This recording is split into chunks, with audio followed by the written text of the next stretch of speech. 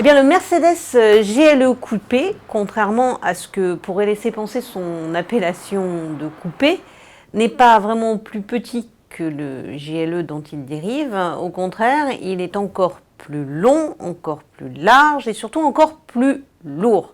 Alors, de peu, je vous l'accorde, c'est de l'ordre de 1 cm à 1,5 cm au niveau des dimensions.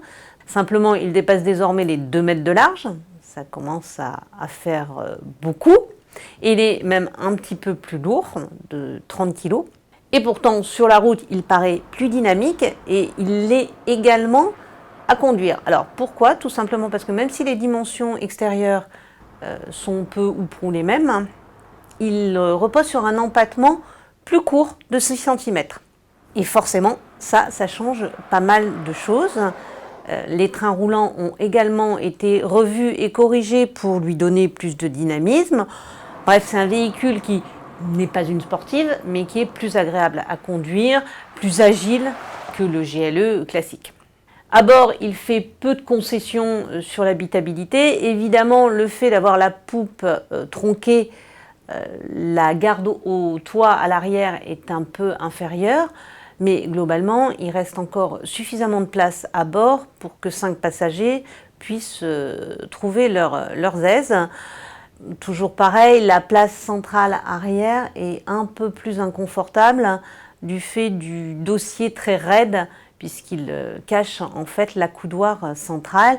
C'est vrai que c'est un véhicule, c'est plus agréable de voyager à 4 et dans ce cas-là, on voyage vraiment dans des conditions de confort absolument remarquables car même si le GLE coupé est un peu plus agile que le GLE classique, ça reste quand même une Mercedes. À ce titre-là, il privilégie avant tout le confort de suspension, surtout dans une version 400D comme nous l'avons essayé. Ça n'est pas non plus une version AMG. Le diesel de 330 chevaux fait très bien son job. Il est très agréable. C'est un 6 cylindres en ligne qui offre un velouté absolument remarquable. Alors maintenant, là où le GLE coupé est attendu, c'est sur la version 350 DE qui sera l'hybride diesel rechargeable qui arrivera l'année prochaine.